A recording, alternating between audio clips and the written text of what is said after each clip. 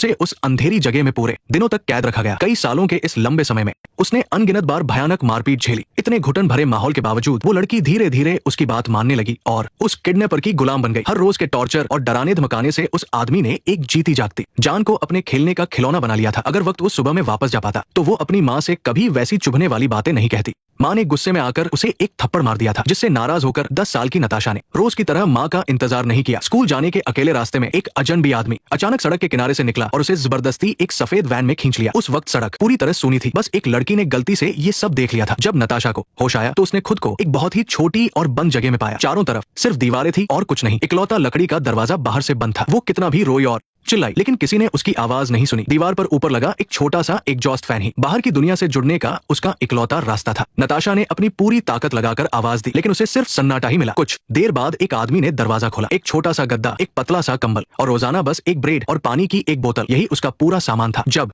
वो आदमी गया तो उसने ना सिर्फ दरवाजा बंद किया बल्कि कमरे की लाइट भी काट दी। ऐसा उसकी जिंदगी में पहली बार हुआ था कि वो अपनी माँ के बिना इतने घने अंधेरे में थी। कैद के तीसरे दिन वो आदमी अचानक से बिस्किट का एक डिब्बा लेकर आया। नताशा बहुत ही डरते हुए बिस्किट पर लगी क्रीम चाटने लगी और उस आदमी की शांत आवाज में परियों की कहानी सुनने लगी। कहानी खत्म होने के बाद उसने हिम्मत जुटाकर एक गुजारिश की। इस बीच उसकी माँ घर पर बहुत ही बेचैन और परेशान बैठी थी। टीवी न्यूज पर लगातार लापता बच्ची की खबर चल रही थी। वो अपनी बेटी की कोई भी खबर सुनना चाहती थी, लेकिन साथ ही किसी भी अनहोनी वाले फोन कॉल से डर भी रही थी। यही उसका इकलौता सहारा बन गया था। इस कभी ना खत्म होने वाले वक्त को काटने के लिए नताशा अपने पैरों से उस कैदखाने को नापने लगी। एक पूरा चक्कर लगाने में उसे ठीक कुछ ही कदम लगते थे। वो खुद को एक टीचर मानकर 2 कपड़ों के साथ रोल प्ले करने लगी। सिर्फ 10 साल की एक बच्ची के लिए ये समझना बहुत मुश्किल था कि उसके साथ कितना बुरा हुआ है। उसने तो एक चिट्ठी भी लिखी और उस आदमी से उसे अपनी माँ तक पहुंचाने को कहा। उस चिट्ठी में बस यही मासूम सी बात लिखी थी कि उसकी माँ उसे ढूंढने आ जाए, लेकिन बचने की उसकी इस तड़प ने किडनैपर को डरा दिया। तुमने मुझे किडनैप क्यों किया? क्योंकि कोई तुम्हें नहीं चाहता। वो लड़कियां मुझे चाहती है। सच में? तो फिर उन्हें पैसे क्यों देने पड़े? उन्हें तुम्हारी कोई परवाह नहीं है। ये सच नहीं है। तुम्हें यकीन नहीं होता, लेकिन तुम्हारे लिए कोई पैसे नहीं देगा। उनके पास पैसे ही नहीं है। तुमने किसी और को क्यों नहीं चुना? तुम्हारे माँ बाप को बस बैंक जाना होगा, यही तो उनका काम है। कोई भी बैंक पैसे दे देगा। उन्हें तुम्हारी जरा भी फिक्र नहीं है, क्योंकि उनके लिए तुम्हारी कोई कीमत नहीं है। ये झूठ है, यही सच है। उस आदमी ने अपनी कड़क आवाज और डरावने बर्ताव से नताशा के घर जाने की उम्मीद को पूरी तरह तोड़ने की कोशिश की। वो न सिर्फ इस 10 साल की बच्ची को शारीरिक रूप से टॉर्चर कर रहा था, बल्कि उसे मानसिक तौर पर भी पूरी तरह से तोड़ देना चाहता था। लकड़ी का दरवाजा बाहर से बंद करने के बाद वो झुककर एक बहुत ही छोटे से छेद से बाहर निकला और उस भारी तिजोरी को वापस उसकी जगह पर खिसका दिया ताकि रास्ता पूरी तरह छुप जाए। हर बार बेसमेंट से निकलते वक्त वो अपने कपड़े और जूते उतार देता था ताकि उस पर नताशा का कोई सबूत न रह जाए। वो जितनी ज्यादा सावधानी बरतता, पुलिस के सामने उतना ही बेखौफ रहता। अगले ही दिन 2 पुलिस वाले उसके दरवाजे पर आ गए। दरअसल किडनैपिंग वाले दिन एक छोटी बच्ची ने ये सब होते हुए देख लिया था। हालांकि उसे गाड़ी का नंबर याद नहीं था, लेकिन उसे इतना याद था कि वो एक सफेद रंग की वैन थी। पुलिस ने उस आदमी की गाड़ी की अच्छे से तलाशी ली, लेकिन 10 दिन का वक्त सारे सबूत मिटाने के लिए काफी था। अगर उस दिन पुलिस ने थोड़ी और सख्ती दिखाई होती तो शायद उन्हें वो बेसमेंट मिल जाता और वो लड़की भी पहली बार में बच जाती। लेकिन नताशा ने अभी भी हिम्मत नहीं हारी थी। उसने पूरी हिम्मत जुटाकर एक गुजारिश की और यही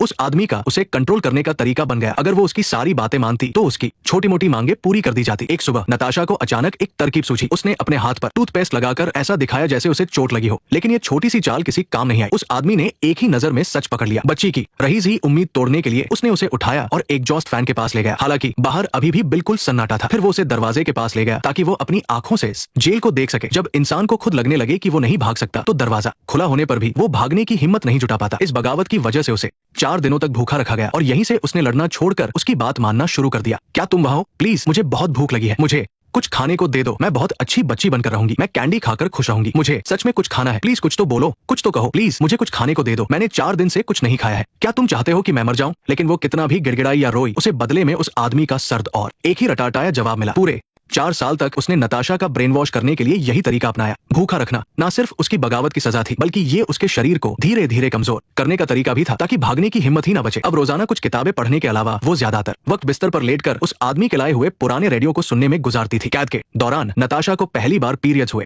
वो बहुत घबरा गई थी। वो नहाना और खुद को साफ करना चाहती थी, लेकिन उस आदमी ने बहुत ही गंदा मुंह बनाया और दूर हट गया। उसने उसे गंदा और अशुद्ध कहकर गालियां दी। ये ऐसा वक्त था जब एक माँ को उसका ख्याल रखना चाहिए था, लेकिन अब वो उस अंधेरे बेसमेंट में सिकुड़ कर चुपचाप उस आदमी की गालियां सह रही थी। शायद हाल ही में उसकी बात मानने की वजह वजह से आदमी ने उसकी गुजारिश मान ली, जिसने उसे 4 साल से कैद कर रखा था। उस छोटे से रास्ते का दरवाजा पहली बार उसके लिए खुला था, लेकिन उसने फिर भी उसे डराते हुए चेतावनी दी, हिलना मत जब तक मैं तुम्हें कॉल ना करूं, कोई चालाकी करने की सोचना भी मत। मैंने सारे दरवाजे और खिड़कियों पर बम लगा रखे हैं, अगर तुमने किसी भी गलत चीज को छुआ तो। 4 सालों से वो हर पल वहां से बाहर निकलने के लिए तड़प रही थी। बाहर की जो धूप आम लोगों के लिए मामूली बात है, वो धूप नताशा के लिए एक बहुत बड़ा सपना बन गई थी। ये एक हुक्म भी था और एक तरह की भीख भी। नताशा के पैर खुशी से कांप रहे थे। ये आजादी की आवाज थी जो आम लोगों के लिए बहुत आसान है। बाद में उस आदमी की दादी को उसके कपड़ों पर एक लंबा सुनहरा बाल मिला। ये बाल नताशा का ही था, इसलिए उस आदमी ने नताशा के मना करने के बावजूद जबरदस्ती उसके बाल काट दिए। कोई आजादी नहीं, कोई इज्जत नहीं, वो उस आदमी के हाथों का सिर्फ एक खिलौना थी। पहले दिन उसने बेसमेंट में अपना पहला क्रिसमस बिताया। एक वॉकमैन और 2 किताबें उसे बहुत खुश करने के लिए काफी थी। उसे पढ़ना पसंद था, वो उन कविताओं से कीमती ताकत हासिल कर सकती थी। ऐसे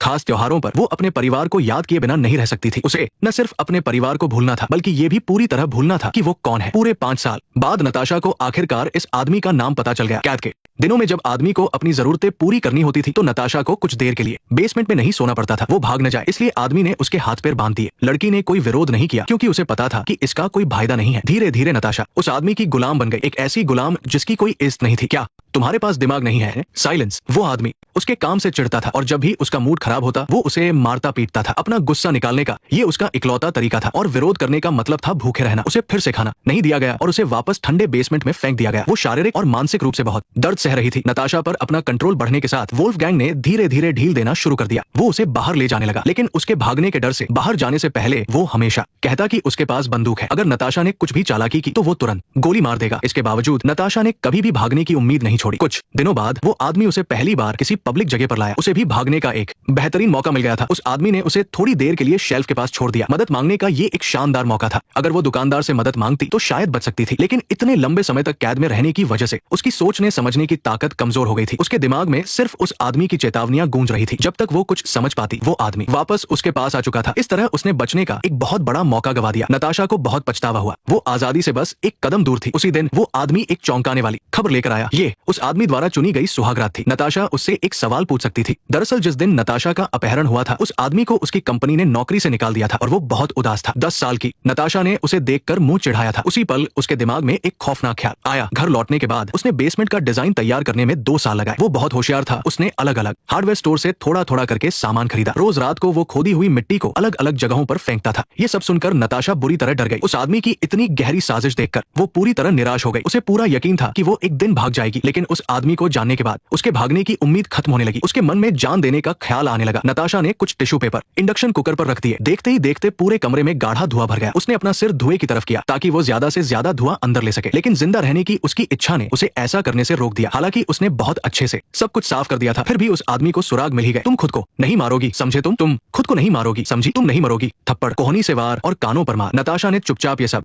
याद रखा। ये सब आगे चलकर वोल्फगैंग के खिलाफ सबूत बनेगा। ये वो कर्ज भी था जिसे वो सूद समेत वापस करना चाहती थी। कुछ दिनों बाद नताशा को भागने का दूसरा मौका मिला। उसने आसपास की जगह को ध्यान से देखा, लेकिन एक नौसिखिया स्कीयर होने की वजह से वो उस आदमी से बचकर भाग नहीं सकती थी। जल्द ही उसने एक नया तरीका सोचा और वॉशरूम जाने के लिए कहा। लड़की होना उसका इकलौता फायदा था। उस आदमी ने ध्यान से चेक किया कि अंदर कोई और तो नहीं है, फिर उसे अंदर जाने दिया। इत्तेफाक से थोड़ी देर बाद एक और औरत वॉशरूम में आई। नताशा तुरंत बाहर दौड़ी, खुद को शांत किया और बहुत ही कम शब्दों में मदद मांगी। प्लीज मेरी मदद करो, मेरा किडनैप हुआ है। मेरा नाम नताशा कैंपश है। माफ करना, मुझे समझ नहीं आ रहा। मैं तुम्हारी भाषा नहीं बोल सकती। जाहिर है कि ये सब कुछ अभी भी उस आदमी के कंट्रोल में था और ऐसा मौका उसे दोबारा नहीं मिलने वाला था। वॉशरूम में क्या हुआ? कुछ नहीं। मुझसे झूठ मत बोलो। वोल्फगैंग के जुल्मों की कहानियों से पूरा बिस्किट का डिब्बा भर चुका था। बस अब उसमें यहाँ से भागने की हिम्मत कम होने लगी थी। धीरे धीरे वोल्फगैंग ने नताशा को अपनी नजरों के सामने घूमने की इजाजत दे दी। पड़ोसी के आने से उसे एक बार फिर मौका मिला। वोल्फगैंग ने तुरंत नताशा को अपने पास खींच लिया। पड़ोसी को लगा कि वे दोनों कपल है, इसलिए उसे कोई शक नहीं हुआ। नताशा अब हार मानने लगी थी। समय धीरे धीरे उसकी हिम्मत तोड़ रहा था। कुछ दिनों बाद बेरोजगार वोल्फगैंग के पास पैसे खत्म हो गए। उसने अपनी मर्सिडीज वैन बेचने का फैसला किया। अच्छे पैसे पाने के लिए उसने और नताशा ने वैन को अच्छे से साफ करने की सोची। नताशा ने सपने में भी नहीं सोचा था कि 8 साल पहले इसी गाड़ी ने उसे नर्क में धकेला था और आज 8 साल बाद यही गाड़ी उसे आजादी दिलाने का मौका बन रही है। उसने देखा कि आज बाहर का दरवाजा लॉक नहीं था। तभी वोल्फगैंग का मोबाइल बजने लगा। वैक्यूम क्लीनर की आवाज बहुत तेज थी, इसलिए उसे फोन उठाने के लिए अंदर जाना पड़ा। इस बार नताशा ने बिल्कुल भी देरी नहीं की। उसने वैक्यूम क्लीनर की स्पीड फुल कर दी और एक उतीली बिल्ली की तरह तेजी से लोहे के गेट से बाहर निकल गई। वो अपनी पूरी जान लगाकर दौड़ी। हालांकि पिछले 8 सालों से कैद में रहने और जुल्म सहने की वजह से वो बहुत कमजोर हो गई थी, लेकिन इस पल उसके अंदर एक गजब की ताकत आ गई थी। पता नहीं वह कितनी देर तक भागती रही और आखिरकार एक बूढ़े आदमी के गार्डन में पहुंच गई। कैद के दिनों में वो सपने में अक्सर यही सब देखा करती थी। उस बूढ़े आदमी की शिकायत पर पास के पुलिस वाले वहां पहुंच गए।